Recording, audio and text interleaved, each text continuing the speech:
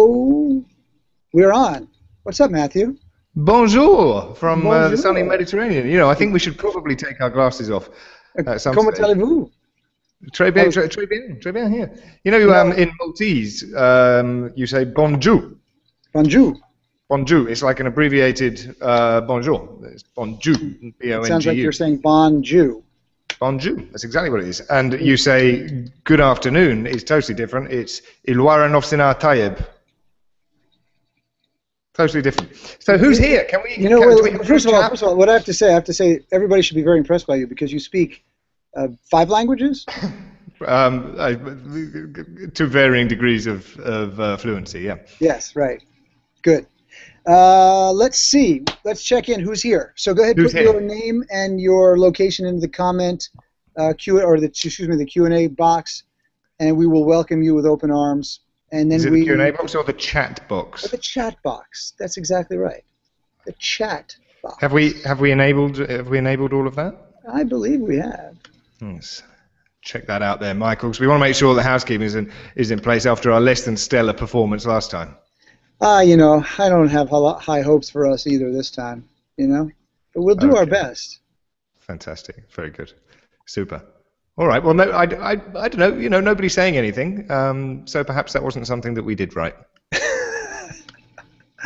Well, we'll see. Have you got the control room there? Can you enable like Q&A for this? Yeah, I did. It's actually interesting. It was there, and then it just went away. All right. Oh no, I mean the group chat is on. So the group chat's there. What happens if you click Q&A in the left-hand side of your screen there, Michael? I'll just say hi. Yeah, that's how I got it there. Okay, I can see that. Oh, Q&A. There you go. Q&A is different than chat. Now I'm opening Q&A. So open Q&A. Because when I open it, it says this feature is disabled. Says the same thing to me. Bugger. So if anyone wants to drop me a line, we'll work out how to fix that. What have you been up to today, Michael? Oh gosh, today was a great day, man. So let's see. I started the day with catch up on emails.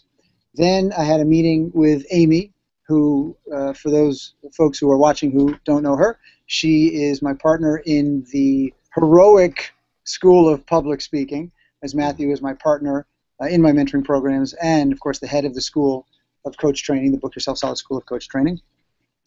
And then I cleaned up a little bit on the boat. See, I'm on the boat right now. And so if my connection gets a little wonky or I disappear, Matthew will certainly pick up the slack for me. But we want to show you actually how we live, what we do day in and day out.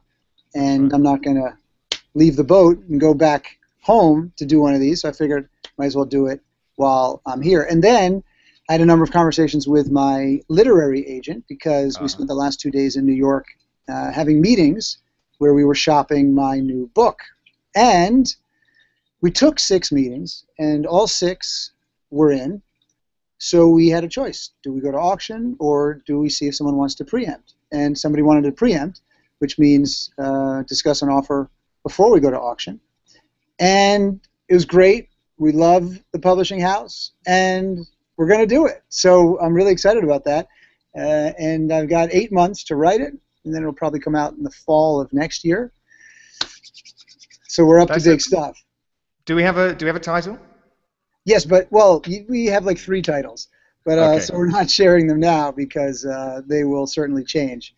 And then Stephen and his family are going to come down to the boat for the weekend and celebrate. John Jantz and his wife is also coming to John the boat. From Duct Tape Marketing? John from Duct Tape Marketing is coming. And then on Monday and Tuesday, I have some of my other colleagues coming. I'm part of this little speakers exchange. A few of us meet every month, and we refer to each other. So I might do a gig, and I did the keynote, and I can't come back next year and do the keynote again. So I might say, hey, well, do you know Mike McAllowitz or Barry Moltz or Dory Clark? Because I think they would be great for it. And then I make the introduction. So they're coming down Monday and Tuesday, and we're going to spend some time on the boat, but we're also going to spend some time brainstorming, masterminding while we're here. I thought you hadn't finished your sentence just then when you said, with other speakers we get together and we refer to each other. I would say, well, what do you refer to each other as? And we refer to each other as wankers. Wankers. We refer to each other. This guy is just such a tool bag. You'd be great for your conference next year. No, we don't refer to each other. We don't refer to each other that way, of course. And now we're doing this, and then this will be my last sort of work activity of the day, and then it'll just be relaxing. That's pretty nice. Anyone would think you didn't work hard, Michael. And I've got to say, I take a little bit of umbrage at the idea that we're showing people how we live. You're showing people how you live. I've got to say, I do not live in front of a green screen. That's not my regular life. And actually, at 6 o'clock in the evening, which it is here in Malta, it's highly unrepresentative of me not to have a beer in my hand. Yeah, where is it? So I'll have to sort that out for next time. I've got one of these dinky little coffee cups instead. And, you know, we still have a whole case of Yingling on the boat for you, which you didn't finish when you were here a few weeks ago. So it's a great myth about me. It's part of my personal brand that, you know, kind of. I like to think of myself as the Dean Martin of marketing. That's true, but the thing is, you get a reputation for enjoying more than a few beers only because I don't drink any. So, you know, it's just relative. So it seems that you drink a lot because I don't drink, and we're always together when people see us, you know, out in public working. But I suppose if, you know, you had a different business partner who was a fish, then you'd seem. It was an old soak. You'd seem like a teetotaler, right? There we go. So I've also been on the water today. Really? Inspired by our trip, because Michael and I, we just spent a long weekend back in June hanging out together on Michael's boat here, and it was really my first time on the water, and of course I got seasick, but I get seasick only a horse. A bit. That was on the small boat, but not on the big boat, just on the little boat. No, it was on the big boat, remember? I had to excuse myself, but I was very discreet about it. Nobody knew. You were very. It was very manly of you, actually. I was very impressed. I would have been complaining and whining, and I want to go home. You were very impressive. Well, on the back of that excursion, when I got to control the single largest piece of machinery anyone has ever been stupid enough to let me handle in my life, which was this boat on the open water, I thought, well, I really should learn how to do something. So I don't do much manly stuff, apart from hide seasickness, perhaps. So I thought, I don't know how to ride a motorbike, even though I used to have one of those little Italian Vespa-style scooters. I used to have one of those when I lived in the city. That was great, but it was 50cc, so you couldn't even get out from behind a bus. You know, if you got my lawnmower was more than 50 cc's. There we go. So it was really a lawnmower. So I don't know how to you know, I can change a tire, but anything more complex than that, forget it. My wife bought me sailing and flying lessons. So my birthday has just been, and also Father's Day was immediately before that. So I got a double whammy of both sailing and flying lessons. The sailing lesson was a complete kind of mini course, beginner's stage, and the flying lesson was just a trial. Is she trying to find a way to get you out of the picture here with these? I think she's trying to get me out of the house, perhaps. Because I'm a little disconcerted by that. It makes me a little bit uncomfortable that you're going to be up in the air with a little plane. You know, it's microlights as well, and they have fixed wing. From what I've been reading, you can get like a fixed wing microlight, like solid, sturdy wing, and also a kind of parachute style thing, which is like a lawnmower attached to a parachute, almost like paragliding. I may have misunderstood. I may have not read the small print. Anyway, so I did my first sailing course this week, and this morning between 9 o'clock and 12 o'clock this morning, which was 6 hours ago now. I was there doing day 3 of my dinghy sailing course. So I've got rope burns all over my hands and sun-kissed from being in the water. Didn't capsize.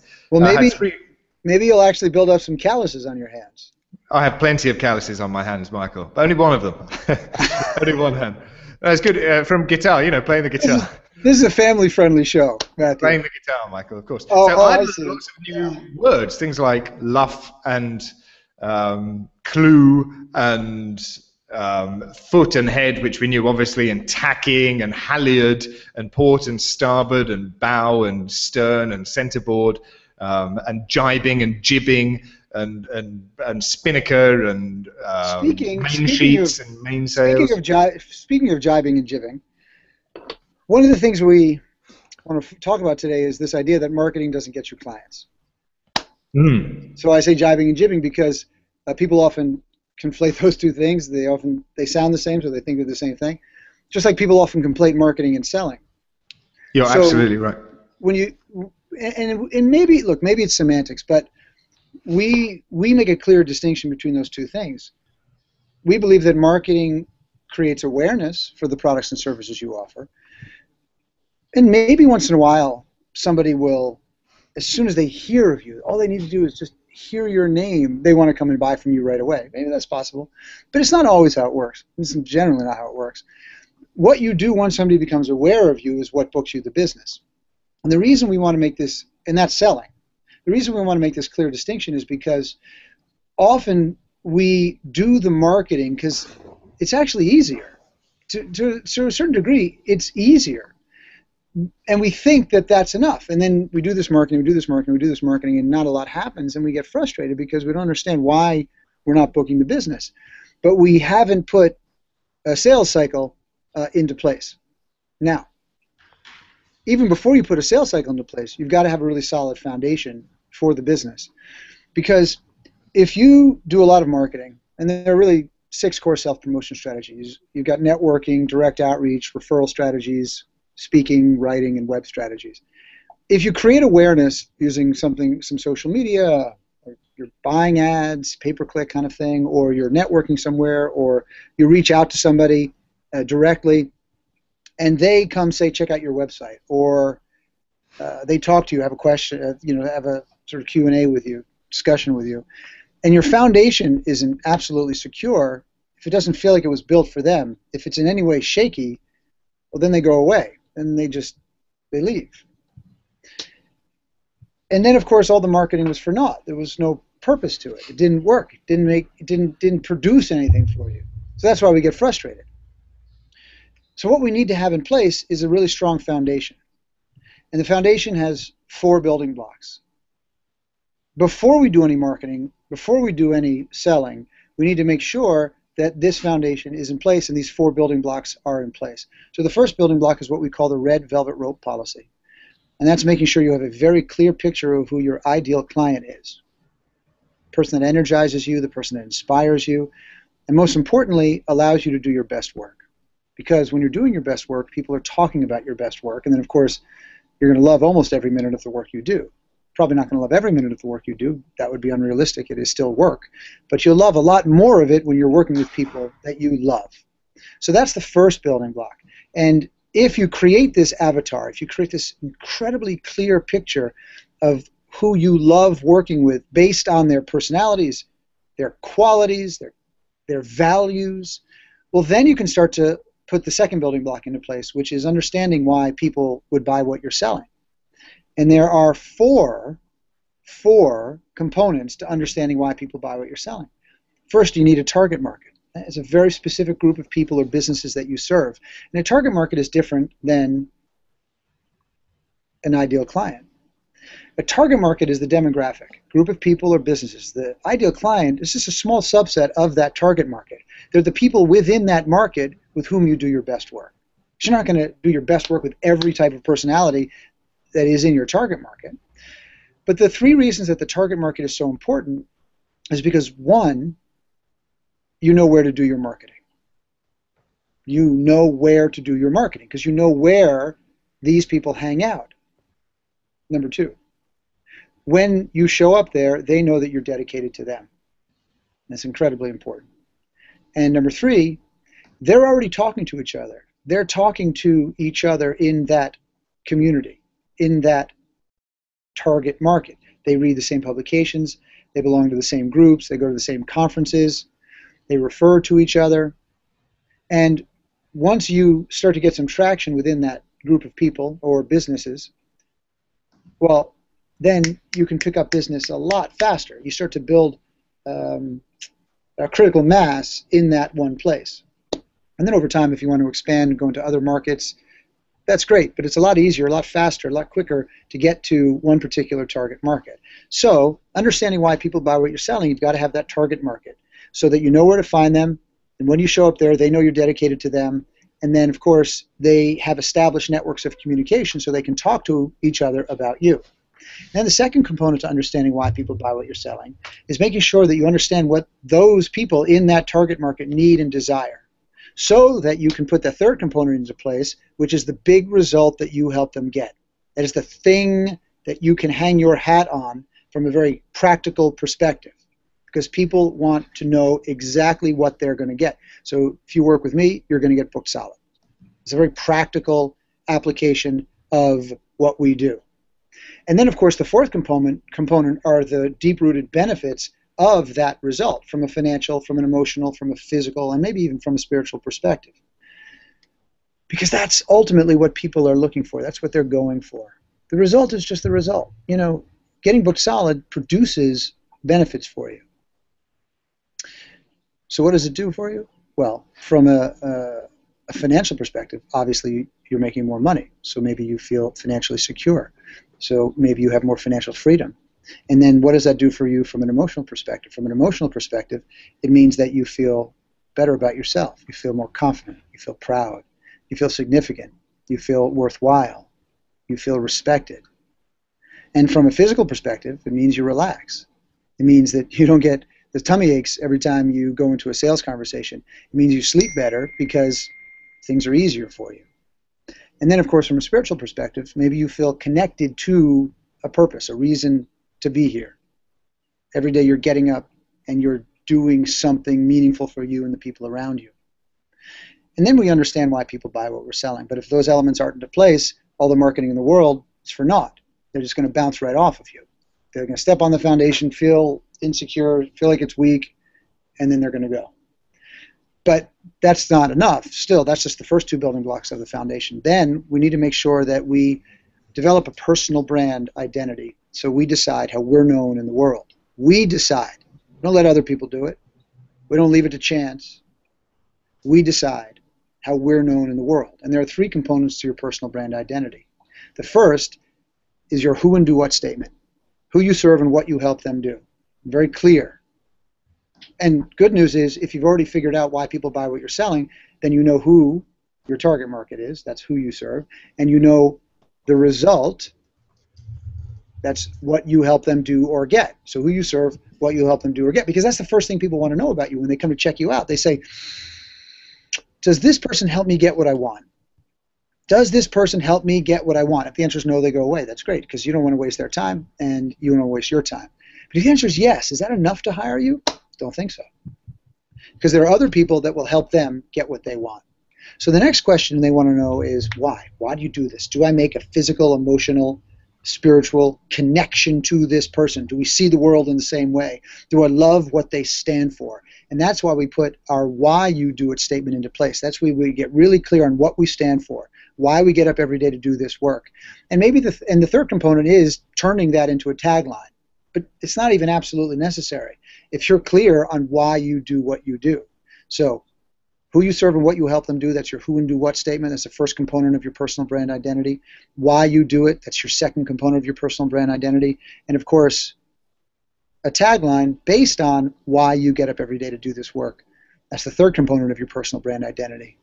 And then the fourth building block, if the first is the red velvet rope policy, the second is understanding why people buy what you're selling, the third is developing a personal brand identity so you decide how you're known in the world, then the fourth building block, of course, is being able to talk about what you do without sounding confusing or bland or like everybody else, and without using an elevator speech, a 30-second pitch, some highfalutin, hyperbole-filled monologue, soliloquy that you launch into when somebody says, what do you do? Generally, when you first meet people, they don't want to hear a speech from you. If you're tuning in to watch a webinar, then of course you're expected to give a presentation of some sort. If you're on a stage, you're expected to give a presentation of some sort. But when you're meeting somebody on the phone the first time, or you're meeting somebody at the supermarket, they're not asking you to give them a speech. So it's very easy to talk about what you do without sounding confusing or bland or like everybody else, and without using the elevator speech, and you can do it in 30 seconds, 3 minutes, 3 hours, 3 weeks, 3 months, it doesn't matter, if you have a red velvet rope policy so you know exactly who your ideal client is, if you understand why people buy what you're selling. So you've got a target market, you know what they need and desire, the big result is crystal clear, and of course you know what the financial, emotional, physical, and spiritual benefits are. And then if your personal brand identity resonates with them, if they go, God, that person is for me, I completely connect with them, well, then it's really easy to talk about what you do. Super simple. Super, super, super, super, super. But that's where it starts, that foundation. So you do some marketing, you create some awareness, not so hard to do. People come check out the foundation. If they feel like it was built for them, well, then they'll give you an opportunity to earn their trust. And of course, that's when the sales process starts. But if you don't have this foundation in place before you try to market yourself, and before you try to get into a sales conversation, then you're going to desperately cling to some hope that people will say yes, but they're still looking at you like this. Like, I don't know, what do they do? It's not clear.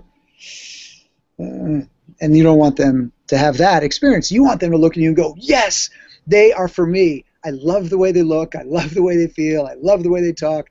I really get it. They have exactly what I want. They're going to help me produce the result that I want to produce. I connect with them based on the way they see the world. Now, I'm going to give them the opportunity to make sales offers that are proportionate to the amount of trust that we've developed.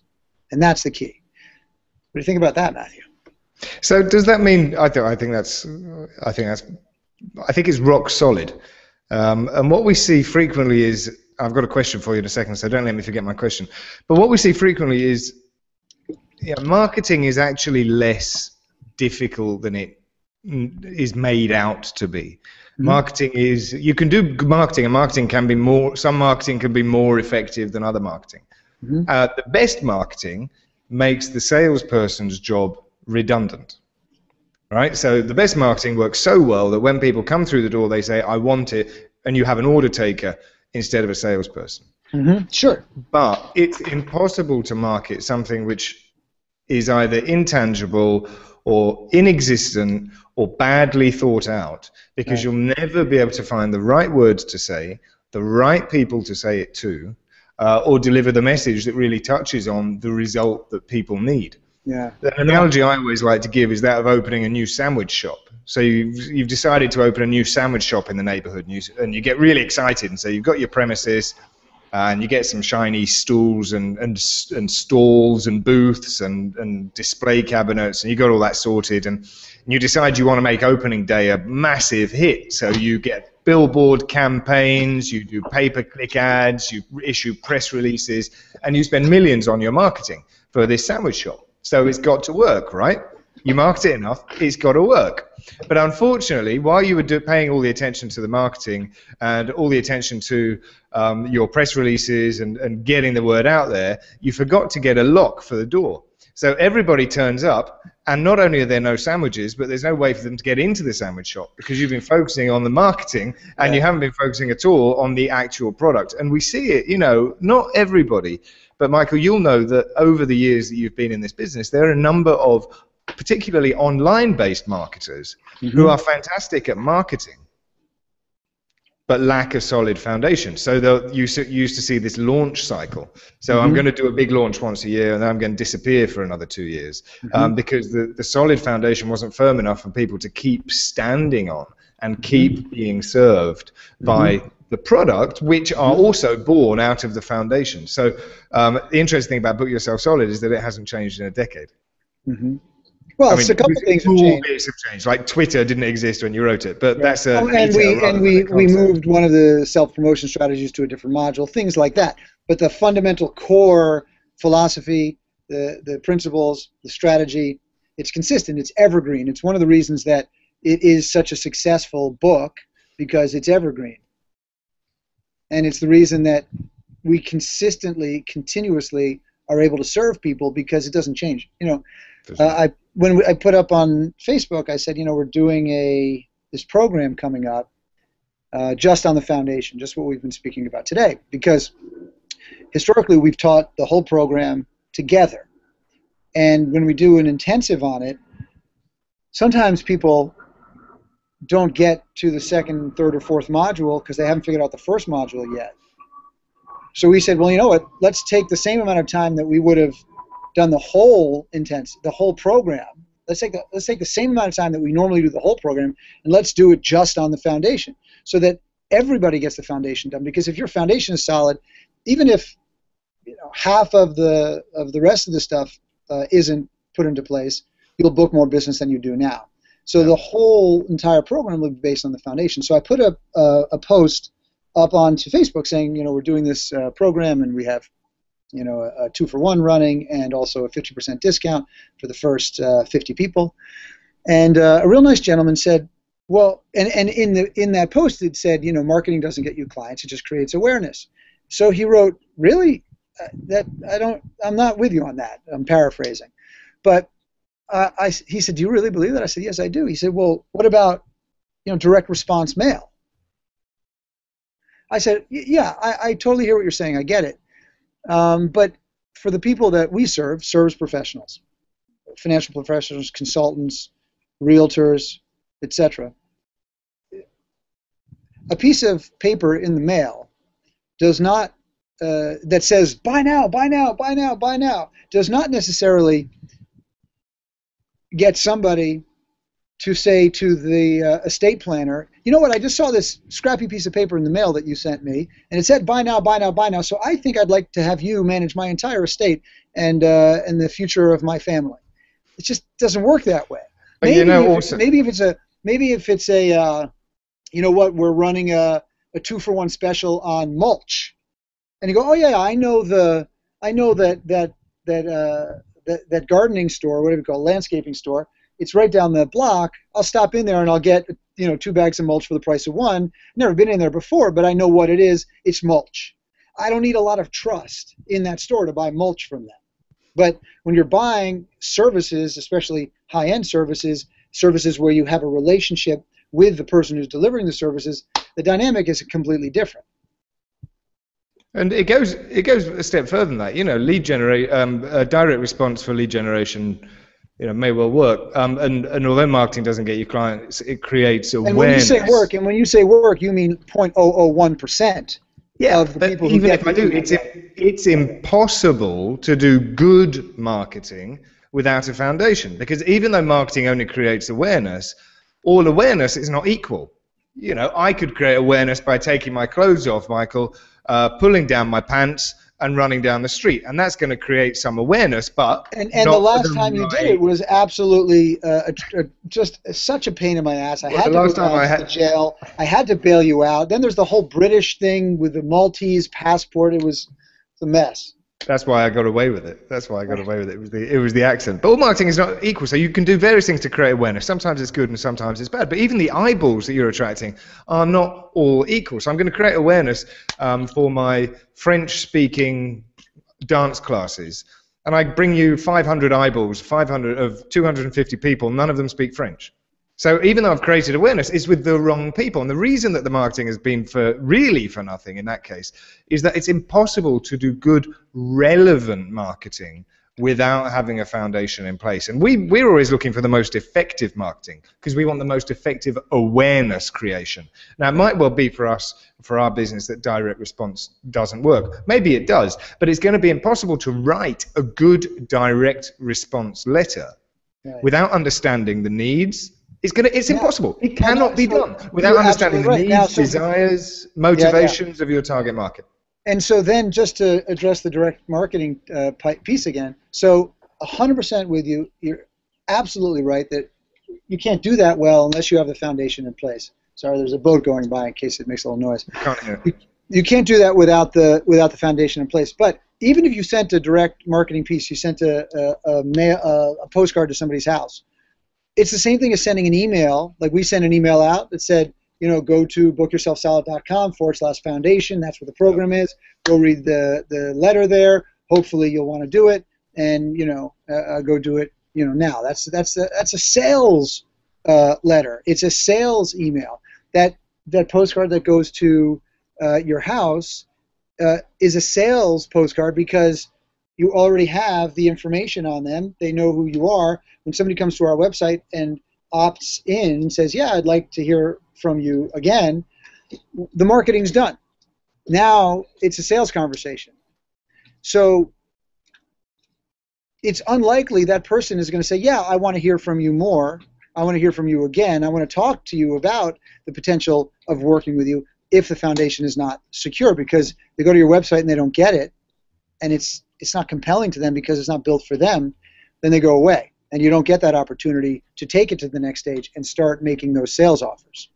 So how can we tell then, Michael? How do we assess whether or not we need to work on our foundation? What are some of the not by answering the questions, do I have a target market? Do I this? Do I that? Do I the other? Because, do I understand their needs and desires? Because we will be inclined, if we're not being hypercritical or entirely honest with ourselves, to say, no, everything's fine. I just need to do more marketing. That's what we hear most of the time. Everything's fine. I just need more eyeballs. I need more people on my list. I need more of a social media presence. I need to generate more leads. What are some of the glaringly obvious criteria that you have seen that suggest that an individual might need to work on or a company might need to work on their foundation? So what are the problems that I'm facing if I'm an established firm or an established one-man band or a service professional who clearly needs to work on the foundation? Well, if I'm going to be cheeky, Matthew, I would say you don't have enough clients because you've tried the marketing thing before. You've tried to spend your day on Facebook connecting with people. You've tried to spend the day on Twitter connecting with people. You've gone to the conferences. You've gone to the networking meetings. You've done all that. You've put up a website. You've done those things. And if you still don't have the business, it's in large part because the foundation isn't set. And then, of course, because the foundation isn't set, then you can't actually put together a sales process to turn those potential opportunities into actual clients. So that's one of the, you're right. We could go through and say, well, look, if you're working with any dud clients, if you're working with clients that don't energize you, if you're working with clients that don't make you feel like your work is worthwhile, well, that's a sign. If you can't clearly articulate who your very specific target market is, if you don't know exactly where they hang out, where you're going to find them, if you can't clearly articulate a whole list of things that they need and a whole list of things that they desire, if you can't clearly articulate one big result that you help them get, if you can't clearly articulate the financial, emotional, physical, spiritual benefits like this, like it was just rolling off the tip of your tongue, if you can't clearly articulate what you stand for, why you get up every day to do this without some sort of long, highfalutin filled speech or some long statement with lots and lots of commas, if you can't do that, well, those are the obvious signs. But you mentioned before, sometimes we say, no, everything's fine. No, everything's fine. I just need to do a little bit of this. Everything's fine. I just need to do a little bit of this. And we see this often. I remember you mentioning this to me recently. The everything's fine, but nothing's actually working syndrome. Yeah. Yep. So, you'll talk to somebody who, they're like, no, everything's great. I mean, I've got a great website, and, I'm getting social media people, and I got to meet this real influencer a couple weeks ago, and in fact, I'm assisting this influencer, whatever it is, right? But do you have the business? And the answer is no. Then no, not everything is fine. So we're always working toward, meaning, we want more business than we have now. That's our next stage of development. We're always working towards the next stage of development. But there's a difference between that and not having the business. Those are two entirely different things. So if you've been feeling like, no, everything's great, but really, if you look at it, not a lot is really working underneath that, well, then it may be foundational. It may be these really critical building blocks that we're talking about. Absolutely. And if you're I was speaking to somebody the other day who had a clear, golden rule, Michael, switch off your cell phone. Golden right. I was waiting for that's a $25 fine. In fact, no, for you, it's a $50 fine. It is. It's true. I'll send you the check. But I thought this was supposed to be like a look inside our just regular lives, like, That's true, but come on, when you meet me, Michael, you put your phone to silent. Look out, here's the, I'm going to make up for it by showing everybody my view. Here's my view. There's my other boat. That's my fishing boat there. And there's the view. American flag. Okay, anyhow, back. Do you still have the Union Jack at the front? I do. Yep. You still have the Union Jack on the bow? Good. Of course. So for those of you who don't know, my partner, Petra Colbert, is British. And the one of the nautical customs is to fly the flag of your guests, if they are from another country, on the bow of the boat. So you always fly your country's flag, where you hail from, on the stern, usually on the starboard side. And then on the bow, you'll often fly your guests. And of course, when Matthew was here, it was perfect because we were able to fly the Union Jack for him. But in sailboats, you have rigging, so you can often raise the flags up in the up in the rigging on the really high up. And power boats and yachts, it's a little bit different. Good. I'm glad there's still a little piece of the United Kingdom there in where are you, on the Chesapeake? I suppose I should say, if I was smart, I would say, if anybody is interested in learning more about the foundation that we were discussing, you should go to bookyourselfsolid.com/foundation. bookyourselfsolid.com/foundation. Now, this is a demonstration of how we were able to create awareness. So you came to us and said, yeah, I'd like to learn some more. And we sent you an email, said, look, we're doing this Google Hangout. We do it once a month. We chat about either what's going on now or something else that we think is going to be relevant for you. And then we're taking another step towards developing and earning more trust with you. And then if you go to bookyourselfsolid.com/foundation and you read that particular offering, because that is a sales offering, and you say, that's for me, I need that, then maybe you'll come and work with us. But that's not a marketing website. In fact, that website I don't publish anywhere else. That's not, like, I don't go around the world saying, go to that website. That website is something that we send the people who we serve to, our subscribers, our followers, when we have a new program. Specifically, we just make that for them for that particular opportunity. So it's specifically part of the sales process. And if you think you have a conversion problem, which is a conversation I was having with somebody the other day, they were getting lots and lots of, in their case, it was visitors to the website, but it could be conversations with people you have at networking events or interactions you have with potential clients, doesn't matter. But in their case, it was visitors to their website. And they had like 5,000 to 10,000 a month, which was an excellent number. Yeah, there's a foundation problem, yes? It wasn't a conversion problem. They were able to boost conversion. They said, basically, I've got 5,000 people a month coming to my website, and not enough people are signing up to join my list. So I think I have a conversion problem. So we were able to tweak that, or they were able to tweak that, to convert more people by making a stronger promise, by putting your conversion box in the right place. But then people were joining the list and just disappearing, not opening again. And it had nothing to do with a conversion problem. It was a foundational problem. They weren't, I'm not going to tell you who it was, and you wouldn't know them anyway, but to respect their confidentiality, they weren't there was no attractive personal brand. It wasn't compelling. It wasn't magnetic to anybody. And it's okay to repel me as long as you attract somebody else, but nobody was attracted to their personal brand at all. The promise was very unclear. If you had a conversation with this person about what they did for a living, you could still be scratching your head 20 minutes later. So if you were even interested for that long, you'd say, but what exactly, and for who specifically, but I don't understand. And that was their problem. They're great at generating awareness, but unfortunately their foundation was so crap, they were confusing it for a conversion problem. They fixed the conversion problem, and it was like putting a sticking plaster on an enormous head wound. It wasn't stemming any of the blood. It wasn't solving any of the problem. It was a foundational problem. And I hope that person took my advice. I didn't take them as a client. They didn't ask me to. But if had they done, I would have scrapped everything and said, let's go back to basics. Let's start from the beginning again. Mm-hmm. Yeah, indeed, absolutely.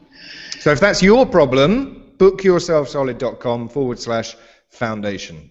And do it soon as well, because we've got a great offer which is 2 for 1 right now, which we've never done before, and we're testing it, and we might not do it again. We might, but we might not. We're testing it to see whether this is a good way of creating awareness, because we want good people in with us. So if you decide that you want to join the program, and you have a friend who would benefit, then this is a great source of and we have this assumption that if we connect with you and you connect with us, then we'll likely connect with your friend and they'll likely connect with us.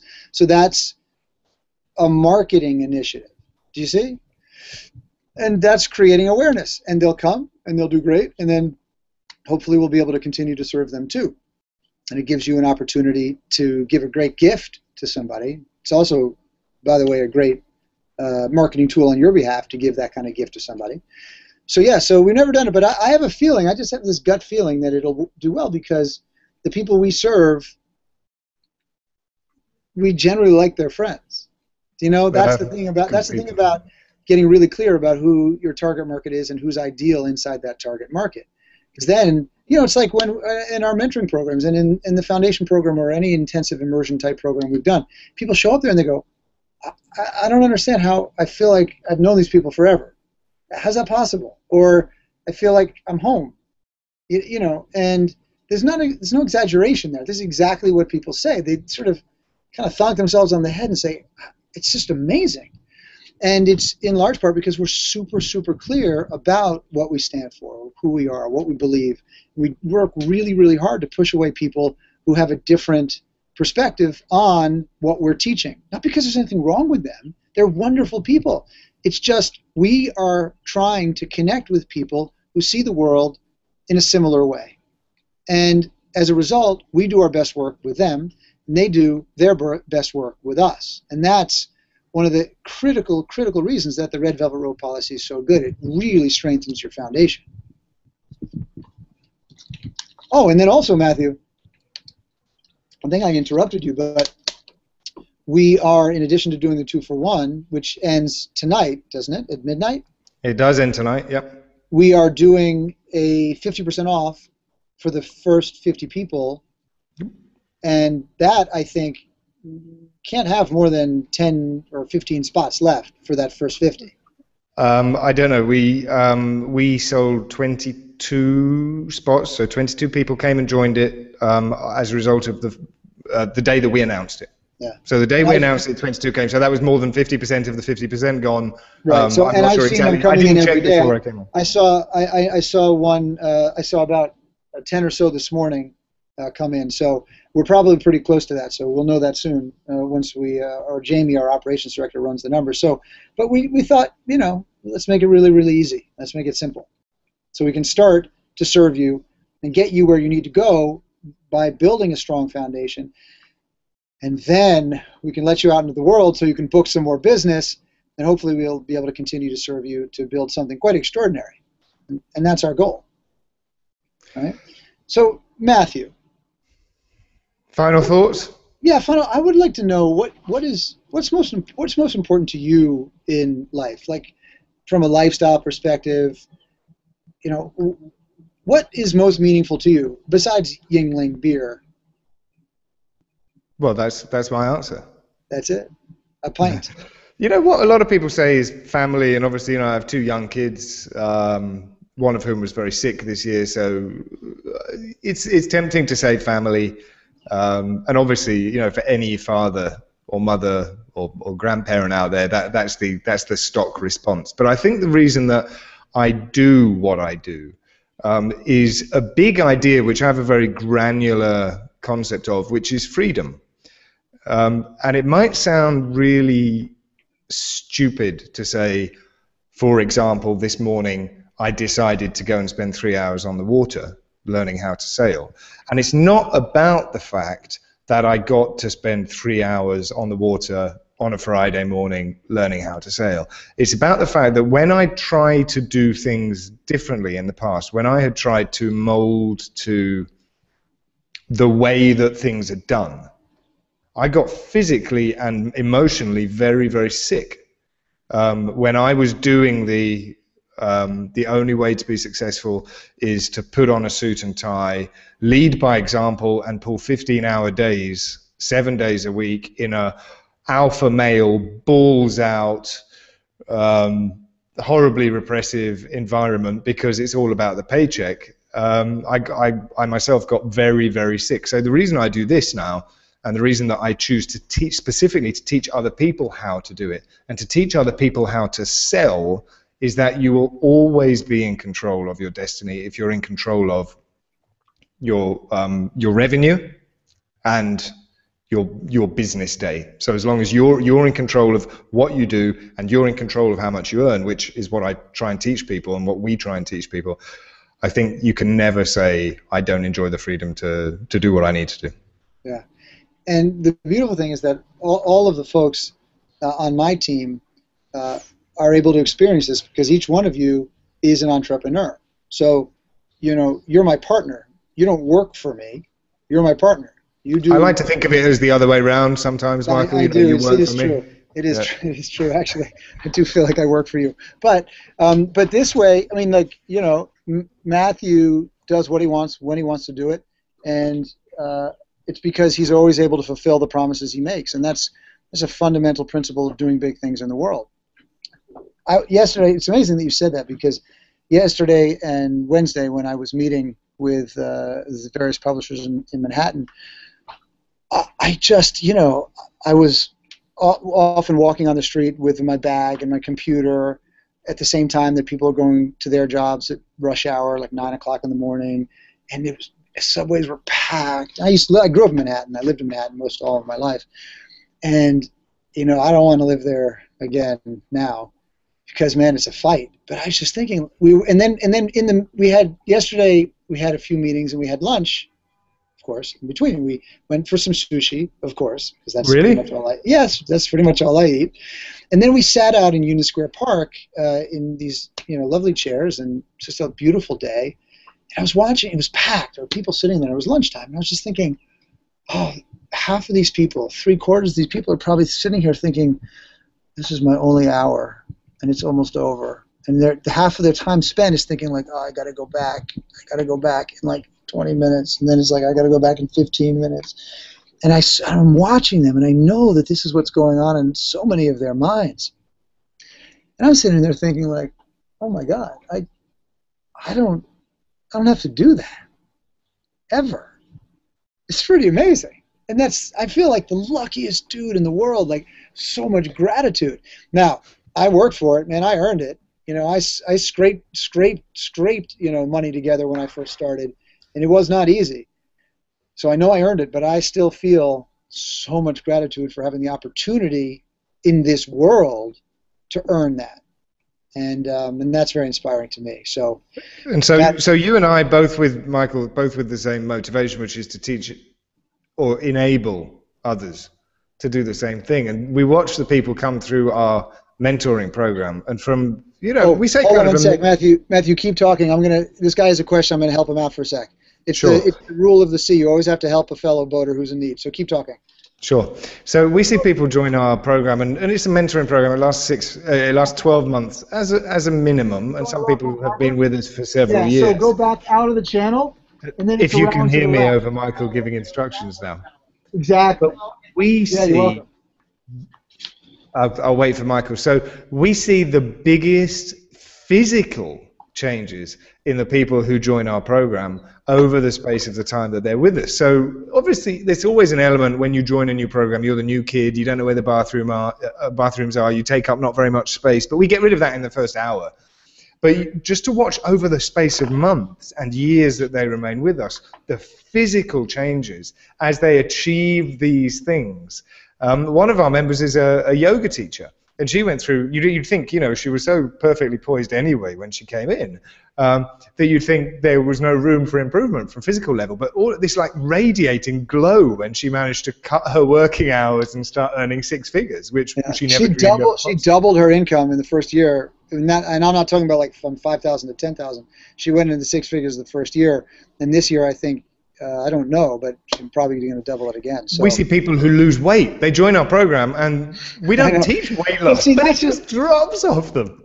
That's a physical benefit. For some people, that's important, and that might be a physical benefit of actually putting this foundation in place so that when you're making more money,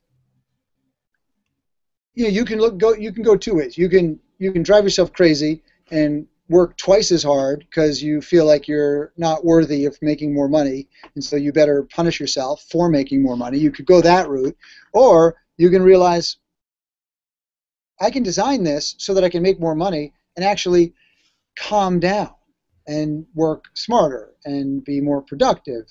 And as a result, all of a sudden your body starts relaxing. Like I know when I sit amongst a group of people, I feel at ease 9 times out of 10. 9 times out of 10. And that's pretty good because I didn't always feel like that. I feel at ease. don't feel like I have anything to prove. And that's a nice feeling. And often when you don't feel like you're accomplishing what you're capable of, then you feel like you need to prove something. But when you are accomplishing what you're capable of, then that feeling starts to go away. And so you have a feeling of pride, and you don't need to prove anything to anybody else. So, Michael, perhaps as a parting comment or a question, throwing something back at you, I'm aware that we may be sounding a little bit like the ShamWow guy on, infomercials. This cleaning cloth will solve all of your problems, and you come and do our thing, and you will retire overnight and sit on a boat. That's patently not the case. Under what circumstances does this not work? Who is this not for? Who shouldn't do it?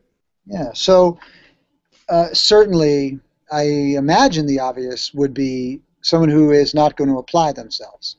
This is, you very rarely do you just get hit with the lucky stick and everything works perfectly and, it's super, super easy and you don't have to work for it.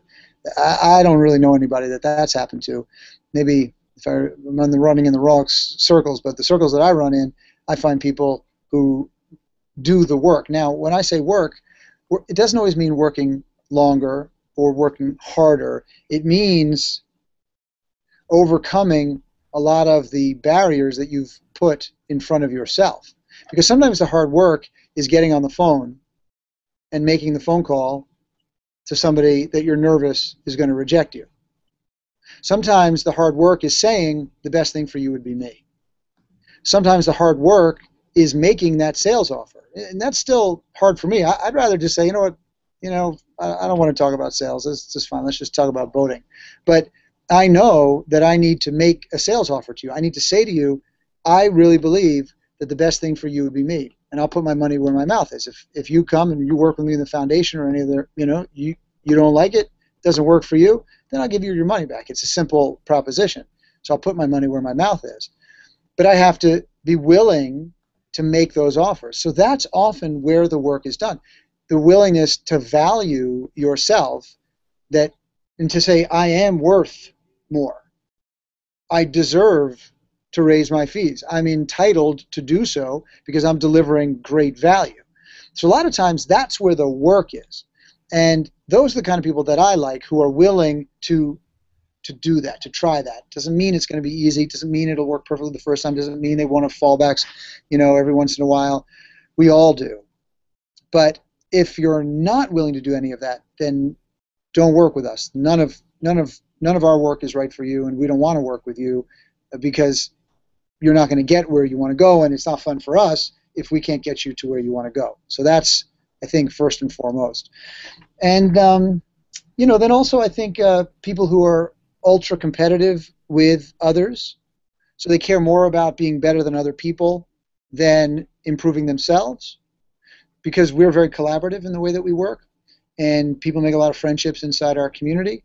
And if you're constantly focused on trying to be better than everybody else in the community, you're not going to fit in well in that group. So what we're working towards is improving ourselves, bettering ourselves, and in the process supporting the people that we are collaborating with and helping them do the same thing. So we don't compare ourselves to other people. We only look at where are we coming from and where do we want to go, and how can we also help other people get there. Because I think the single greatest act for any one individual thinking big is helping others do the same. And that is a core philosophy for us, and it is in fact what I stand for. And it is what I base my personal brand on, thinking bigger about who you are and about what you offer the world. And I also would like to say, I'm sorry for squinting, but the sun is not a lot of sun in my eyes. The sun's actually blocked over there, but just because everything is bright, I'm squinting a little bit, so I might not be able to see my eyes as much. But it makes you look really serious. It makes you look serious and studious. But my face is kind of serious in general, so that's why I smile a lot, because then I look goofy, which is, I think good. Otherwise, I could look mean. So I was just wanted to say that when I'm squinting, it's not because I'm ultra serious and tough or something. I just having a little trouble seeing. Okay, Michael, should we wrap it up? It's coming to the Yeah. top of the hour. Let's say bye-bye and thank you to everybody. Yeah, thank you so much, everybody. Wonderful, wonderful being here. Thank you so much, Matthew. I love you very much. And you're not in a weird way, of course. Not that there isn't anything weird way about loving another. But anyhow, that's not the point. The point is, the point is, you are fabulous, and I love that we get to work together every single day. Take care, buddy. See you soon. Bye for now, everybody. Bye-bye.